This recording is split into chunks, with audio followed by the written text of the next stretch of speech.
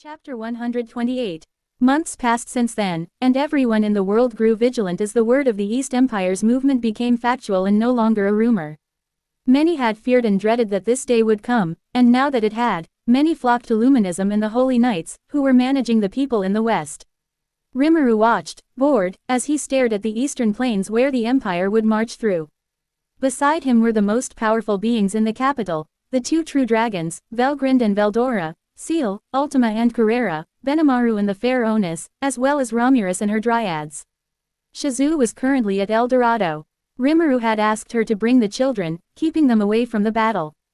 Chloe had come with them, making sure Leon would be motivated to protect the children. They sure are taking their time, Rimuru yawned as he sat in the control room of the castle. With surveillance using the eyes of the scouts at the borders in the east, everyone watched the planes silently. They should be appearing anytime now, Master, Seal reassured, having been informed by Yuki and the other informants about their movements. Maybe we should meet with them instead of waiting, Carrera suggested with a grin, cracking her knuckles, growing impatient like Rimuru. Should we, Rimuru-sama? Ultima asked expectantly, though she waited for confirmation. Rimuru shook his head, waving his hand. No, let's wait for them to appear. The fun would be gone if they can't even step on our territory. Can I wipe them out again like last time? Veldora asked, patting his chest with confidence. I'm sure those insects will run away just like last time. The people in the room continued to chat and joke about who would wipe out the army while they waited. Benimaru felt a little weirded out. While it was true that everyone in that room had the capability of doing just that, hearing their casualness about it made it surreal, even for him. Then, the army began to present itself, their movement seen on the horizon. The loud steps of the soldiers, as well as the rumbling of machine vehicles, echoed through the land. Hundreds of metal vehicles, tanks, were driven slowly, marching in unison with the common soldiers, each carrying guns instead of swords or other melee weapons. Their advanced technology was fully displayed to the world. Their expressions were serious, yet filled with confidence as they held their superior weaponry, moving through the plains. They really did make modern weapons here using the other worlders, Rimuru yawned as he observed the weapons they carried. He wasn't really into that kind of advanced technology, he much preferred using magic and his physical body to wield a sword rather than carrying something like a gun. But you have planes and trains, Velgrind argued, reading Rimuru's thoughts and opinions about the weaponry. She recalled the time Rimuru and Elmesia, who were both capable of flight, had used planes, chasing each other down. Each plane had its own personal modifications, based on the owner's taste and aesthetics.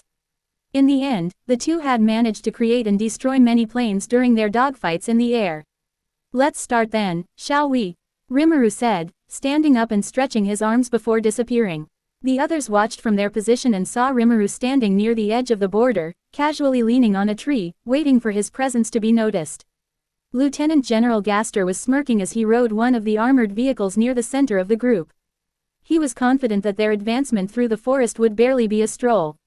At most, the things they would need to be careful of would be the Kijins and Onus that Yuki and the other scouts had informed them about, who resided in the forest, but even that wasn't much of a threat for people like them. Because of the existence of the Onus, they had been implicitly told that many Imperial guards were hidden in the army, tasked with dealing with any strong individuals too much for the common East Empire soldier. Even so, they had their own elites, and the airships flying above them carried the Magic Beast Corps, with every single member prepared for battle. They would be dropped down as soon as the battle began in the west, as soon as the armored corps swept through the forest. Gaster frowned as he began to feel a presence.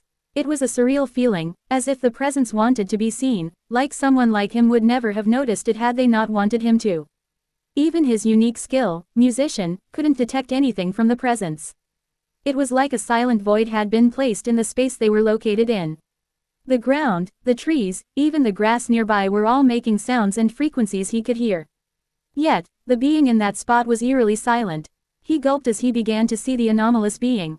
It was a man with silver short hair, leaning on a tree, his eyes lazily watching their movement, as if it were an everyday occurrence and just another task to get through.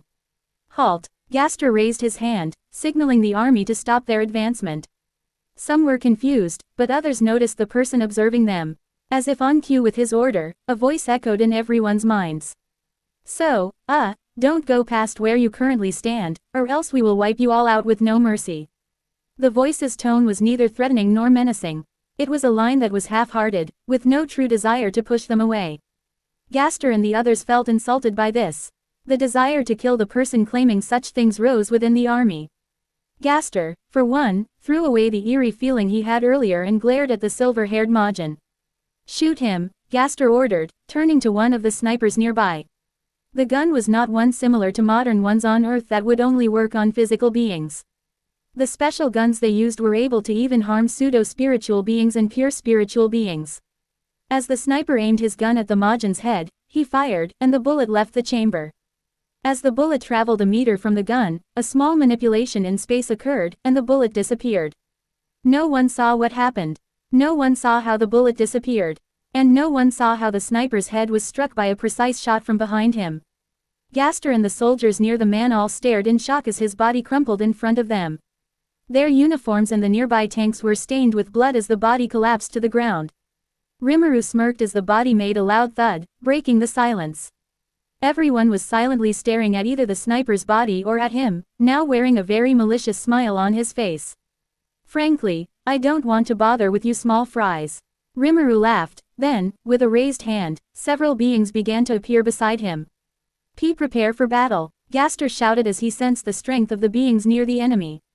They were powerful, hard to admit, but probably stronger than him, at least twice over, if not more.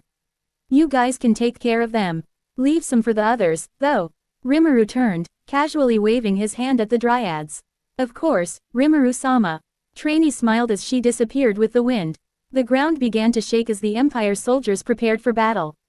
The tremors grew stronger and stronger, many of the soldiers falling as their balance was broken by the sudden shift in the ground. Then, they felt it. "Ow!" One soldier shouted as he placed his hand on the ground, looking at his palm, which was covered in blood, as though he'd been pricked by 1,000 needles. He looked at the ground and saw nothing but grass, then, upon closer inspection, noticed that the grass was unnaturally still, not moving in the wind. It was far too still to be natural. As he leaned in closer, he saw that the grass was hard and sharp, almost resembling fake grass. Then, it began to move, extending toward his face, barely a foot away, piercing his skin. "Ha! It hurts!" His screams began. "Someone, get me out!" Another soldier shouted as the grass pierced through his boots, anchoring him to the ground. The grass twisted in a way that made simply lifting their feet impossible, trapping them in place. "Ah!" An unnaturally loud scream drew the attention of many. A massive tree root, unnaturally large, rose 10 feet into the air. A soldier's body dangled at the very tip, his stomach impaled, as he screamed through the pain. Large tree roots began emerging from the ground, seeking their targets, the metallic vehicles that dared to stand in their domain. They latched onto them like snakes, coiling around their prey. The tanks groaned and creaked as the roots crushed and threw them about. Panicked screams echoed as the tanks deformed. The metal walls began to collapse inward, growing closer to the soldiers trapped inside. Their movements slowed, and they struggled helplessly within their vehicles.